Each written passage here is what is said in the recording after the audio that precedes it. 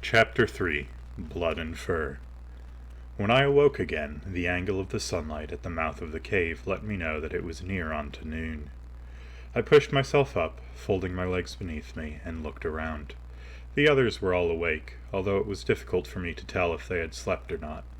Metka was the only one I knew beyond a shadow of a doubt had gone without any rest. She had hardly moved. Small dark circles under her eyes were just barely visible, and it looked like she may have been crying. I pushed myself to my feet. We needed to get moving. The hand's progress was significantly slowed now. None of us were quite as eager about what we were set to do after Ryota. We would still do it, but we found each step difficult. Metka especially looked grim, with her mouth knitted into a tight line and her brow constantly furrowed. Perhaps worst of all, none of us dared go out as a forward scout again, lest the Shrieker return. Of course, we worried about what might happen if the caravan went off route. We couldn't know until too late, now. We'd probably still catch up with it, should the worst happen, but it would be a wrench in the works. Unfortunately, the Hand couldn't afford to risk another of our members, or even the first. Had we known a Shrieker was in our way, Ryota wouldn't have been let out to scout ahead. Neleus was the only one to seem back to normal. He was still a bit curt with Lek, but with the rest of us he was the same perfectly charming man he always was. His walk felt energetic in a way the rest of us couldn't quite muster anymore, and he was mouthing equations and formulas near constantly, occasionally slipping into chant-like recitation out loud. None of us minded. We were used to it, and the silence which would have hung over our band otherwise would have been torture. By nightfall, Gervor had begun to spin a joke-filled tale about the days before the Cataclysm. It was full of half-truths, blatant lies, and characters who couldn't possibly have existed in the time and place he was speaking of, but it was enough to raise most of our spirits a bit. Metka remained just as tight-wound and miserable, but even she cracked a thin smile once or twice. We found cover again underneath a bridge in the path. It was remarkable that the bridge was even there, this far from one of the crown cities. I found myself looking closer than I normally would have, faintly confused by its existence. The bridge was woven almost entirely of metal, with thin cords Neleus told me were metal, and somehow worked to keep it standing without much in the way of support. It was clear it was pre-Cataclysm in design, and that fascinated me even more. Not many pre-Cataclysm structures were still standing today. Even in the days before, our people were said to have regressed technologically, leading to architecture that was closer to what we were used to now than anything else. The few structures which could stand through it all were truly old, predating the Cataclysm by many lifetimes, and yet this bridge bore few marks of its age. I took the first watch, mostly wanting to continue studying the bridge rather than truly keep watch. We were sleeping again earlier than that was natural, with the Shrieker serving as our impetus. We would have to travel during the day rather than as we usually did, and while none of us were eager for that, it was better than being picked off by the horrible creature. Metka was the first to fall asleep, curled up against Ryota's side atop the cart. Lek, Gervor, and Neleus sat around a small fire beside the cart for a full hour before any of them fell into sleep's welcoming arms. Lek offered Neleus some of his red leaf, clearly attempting to soothe the ill will which had arisen between them, and smoke curled out from their mouths and into the bottom of the bridge above, pooling between the beams which made up its bottom. We heard the cry of the Shrieker only once through the night, well into the distance. It might have been comforting that it was so far away, but for the fact that we all knew the ground a Shrieker would cover for prey. If we could still hear it, we were definitely still at risk. After an hour or two, Lek pushed himself to his feet, stretched out his arms as he walked over to me. "My watch.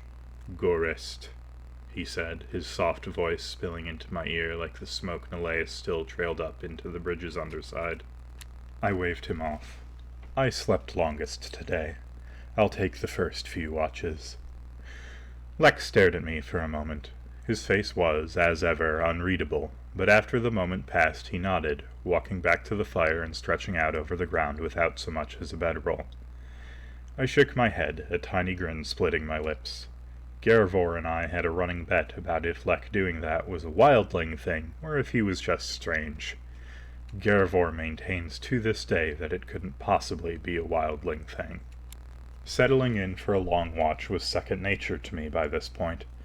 I had a habit of taking multiple watches, even when I hadn't slept long. I still don't know where it came from, in honesty, but the rest of the hand accepted it without much complaint, since it gave them longer to rest.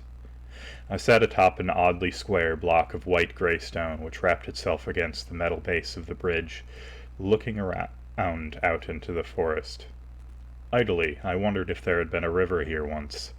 The gap the bridge covered would certainly be a bit difficult to traverse, but it was hardly a ravine. It mattered little, but idle thought was really all one had when on watch. A sound something like a chirp came from the other side of me. I turned, surprised that anything would come close enough to our camp to sound that close. Standing atop the same odd white-gray stone was a silver-furred fox, head cocked to one side as it stared at me in an oddly human gesture. Slowly, I tore a small chunk off one of the pieces of preserved meat I had in a small bag inside my jacket and reached it out to the fox. It darted forward, snatched the meat from my fingers, and scampered away. I smiled faintly and shook my head. Ungrateful little creature. When I woke the next morning, Metka and Neleus were awake, with Neleus on watch. Gervor and Lek were soundly asleep beside the embers of our fire. Lek didn't look like he had moved at all, although I knew he had taken at least one shift on watch. Neleus had his back turned to the rest of us, staring out at the forest from where he sat atop the stump of a tree. I stood and stretched. We needed to get moving earlier today if we were going to get back on pace. Pushing at my neck while tilting it to one side, I heard a small crack and sighed in relief. Splintering thing always locked up a bit after sleeping out in the wild. I walked over to Gervor and kicked at his side. The lanky man came to his feet in a clumsy, fumbling motion, his hand outstretched in front of him like one of the unarmed fighters so common in the West, and I laughed at him. Gervor gave me the sign of the lady, rubbing the sleep from his eyes with his other hand, and went to wake Lek. Metka was sitting atop the cart again, tending to Ryota. I gave her a pensive morning greeting, and she gave me a half-hearted wave. Neleus turned, most likely hearing movement in our little camp, and came off the stump, joining us in packing up what little was out. Setting out again was significantly easier now that we had settled back into something approaching our routine, albeit shifted into the light of day. We made good time, by any metric I could think of. Partway through the day's travels, I noticed the silver fur of the fox from the night before flitting from tree to tree alongside the hand. Smiling, I waved for the rest of the hand to keep moving, and faded into the tree line.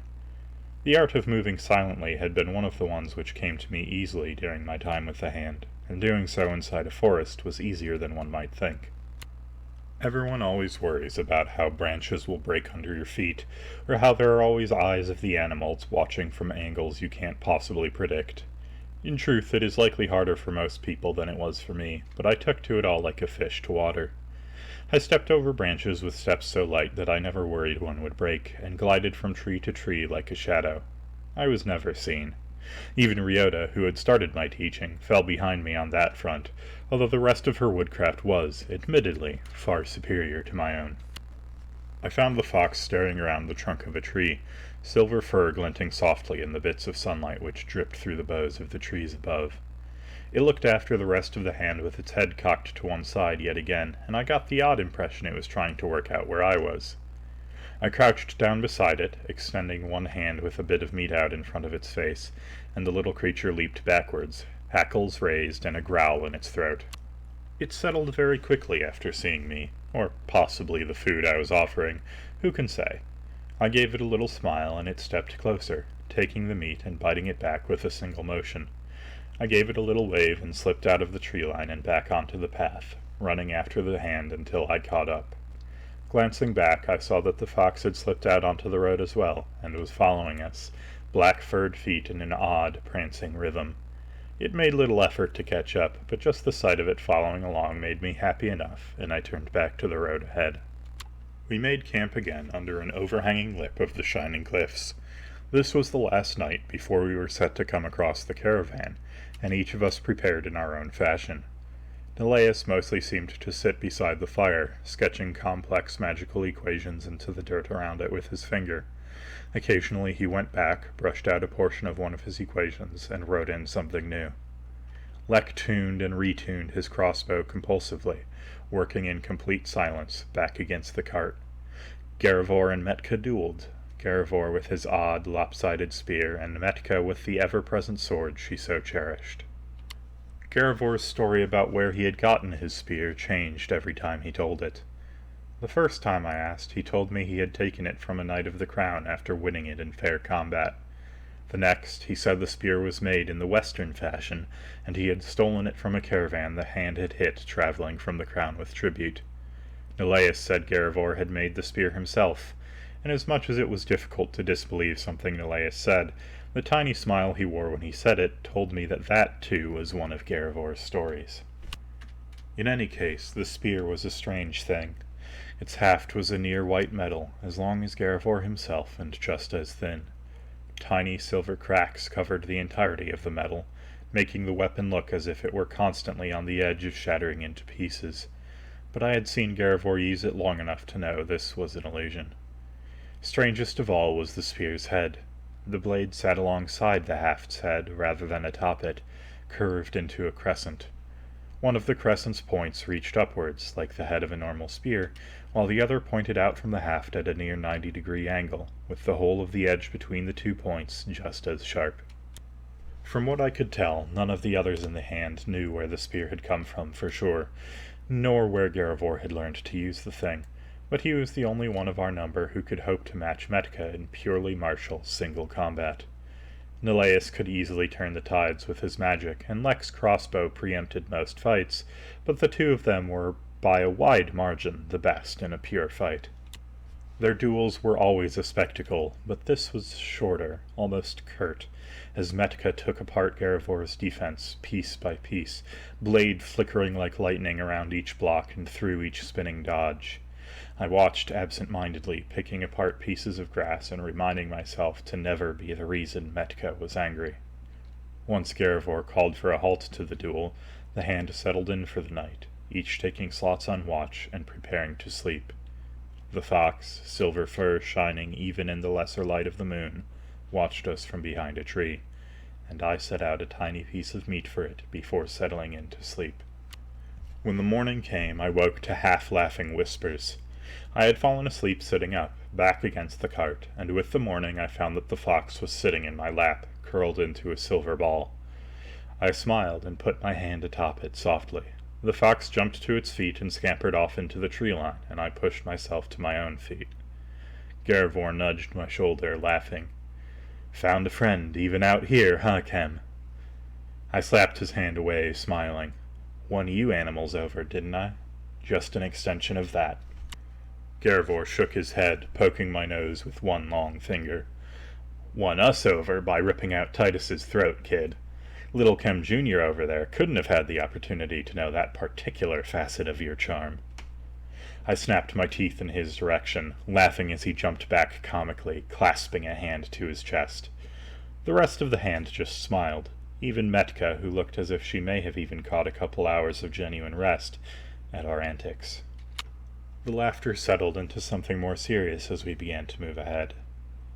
The river that I predicted the caravan would attempt to cross was only an hour or two ahead if we kept up a decent pace. And a decent pace was what we settled into, by any measure. Garivor led us off, long legs covering more ground than any of the rest of us could manage. He never moved far enough ahead to get out of sight, but kept far enough forward to give us early warning when the river would be coming into view. When it did come into view, we were atop the crest of a small hill in the road, giving us a decent vantage from which to see the swift-moving blue scar in the land. The caravan, more or less as expected, lay stopped on the other side of the river, wagons circled and its soldiers standing guard around them, small clusters of the armored men and women dotted near each wagon. Garivor shaded his eyes with one hand, lips moving silently for a moment, then held up one hand with all 5 fingers extended, and the other with one. 50 soldiers. At the closest edge of the caravan circle, a pair of men in ridiculous finery were arguing, their flailing gestures occasionally indicating the river between us. They hadn't decided if they would cross. Sighing heavily, I waved for the hand to move past the tree line, just to be sure that the members of the caravan wouldn't spot us. If they did, we would lose a significant edge in the attack. We drifted into the trees and practiced unison, Lek and Metka bringing the cart in behind them and beginning to drag up branches to obscure it as best as possible. I moved to the edge of the tree line, watching from behind a tree as the bright-clothed men argued about whether to pass the river. The argument was loud, and even from across the rushing river I could make out bits and pieces of it. One of them had apparently financed a piece of the voyage and didn't want to lose any of his investment. The other seemed to think that he was going to become a de facto commander of the outpost once they reached it, and wanted to do so as quickly as possible. I had to restrain a laugh at the idea of the foppish man in his red, purple, and gold robes taking charge of a military outpost, but it seemed his belief in the idea was genuine. We had to watch for only a few minutes longer, as it quickly became clear that the man who had financed the caravan had little actual control over its actions. In short order, the soldiers and caravaneers alike were getting everything moving.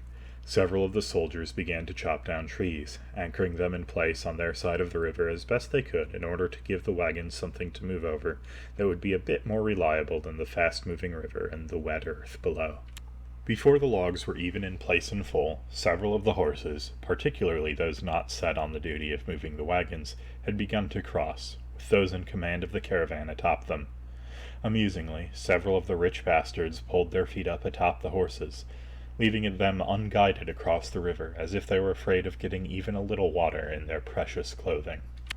The process of fording the river properly took a bit longer, though those who had already crossed the river via the horses seemed less than happy about it. The wagons moved over slowly and shakily, even with the logs in place to move on, with soldiers coordinating each shift and weight so that the wheels wouldn't slip out of place. Once half of the wagons had crossed, I raised my hand and made a fist. Lek nodded, took aim, and loosed his bolt. By the same magic which had let him take down the horse more than a year ago, the bolt expanded in size and speed as it flew. The spell was the only one Lek knew, and he worked meticulously to recalculate it each time he prepared again. This would, perhaps, be its largest moment yet. The bolt tore through one of the logs the soldiers had set up across the river, splitting it easily beneath the shaky wheel of one of the wagons. With bated breath I stared at the wagon, then released a relieved sigh when it tilted and fell, spilling into the river. Neleus broke from the tree line in the moment after it fell, holding his blade overhead, its fine blade reflecting in the sunlight magnificently. One of the gems sparked green, then yellow, then blue and red, and Neleus's voice boomed out over the area, magically enhanced to the point that each of us heard it in our chests as much as our ears. "Stand down, soldiers of the crown, and you will go unharmed. Stand down and let your so-called masters fall by our hands. Stand down, and you may be given the chance to avenge any injustice you have faced at the hands of your great nation." This last phrase he said with something approaching a sneer, and each of us felt his voice twist into our hearts, silently telling us how much better he would be than the crown. Even magically amplified and resonating throughout my entire body, I could not help but find his voice faintly musical. At the time, I suspected those qualities of his were in some way magical as well, but now I know that was simply who Neleus was. The soldiers on either side of the river looked uneasy, and to punctuate our leader's ultimatum, we began to emerge from the trees. A second gem on Neleus's sword flashed, colors of the rainbow spiraling outwards and upwards, then fading. As its light faded, countless shades began to follow us out from the forest, each walking in time with one of us. They weren't corporeal in any way, of course, but how could the soldiers have known? Our bluff was enough. Many of the soldiers began to lay down their arms, and as they did we rushed into the wagons which had already been brought across the river. Those who did not lay down their arms came to meet us, though with Metka and Garivor at our head, whirling as twin dervishes at the front of our little column, few stood for long. I breathed in deeply as my feet pounded, bringing me into the fray. The world once again turned silver, slowing to a crawl around me.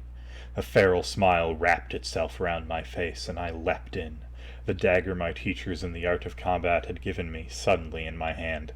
I slipped past the first soldier I found, blade flashing underneath the lip of his helmet for a moment as I did, with the silver world moving so slowly that by the time I was on to the next, he had still not yet begun to bleed. Sliding past soldier after soldier, blade flashing in time to an unheard rhythm, the silver world began to fade only as I stood in front of the two overdressed buffoons who had argued at the side of the river a half-hour before.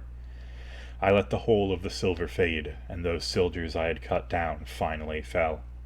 I must have looked like a demon from the storybooks, with my black hair slicked back, silver eyes wide and wild, and my teeth bared in something midway between grimace and predator's grin. And the nobles reacted as if I were. A pair of twin screams erupted from the two, and they began to kick at their horses, crying for the beasts to move away, to run, to carry them as far from this inexplicable demon child which had appeared before them. Their horses obeyed, darting away with terrified whinnies, only for the nobles to be caught by twin bolts from Lex's crossbow and driven from their horses, falling into the mud at the riverside, just like any number of stacks of stolen goods we had acquired over the years. I turned away from them and back towards the fray. Neleus's shades had surrounded this side of the riverbank, obscuring what happened from the view of the other side. Arrows flitted over the river and into our fight every few seconds, but few hit any mark. Garivor's strange spear had made short work of several of the soldiers, while Metka's newly furious blade master arts had decimated several more. Neleus stood just inside the circle of shades, observing us all with a faint smile.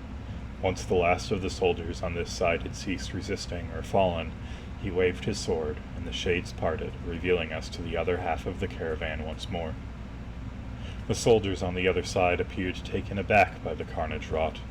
Even had the shades been manifestly real, what had been done to the soldiers who had not surrendered on this side of the river would have been shockingly one-sided. Neleus turned towards the remainder of the caravan, sword dropped to his side, and the rest of us gathered silently beside him. Neleus leveled the sword at the survivors across the river. His voice was no longer magically enhanced, but even over the rushing of the water, I have no doubt that the soldiers and caravaneers alike heard every word, focusing in as if their lives depended on it. "Hear me once more, soldiers. Surrender, and you will not only be spared, you will be given opportunities you could not dream of under the crown." They couldn't know that our feats on this side of the river could not have been replicated again so quickly. They knew only that we had appeared from nowhere with an apparent army of magical shades, and fallen upon the others with such force that we had escaped more or less unscathed. What choice did they have in the face of all that?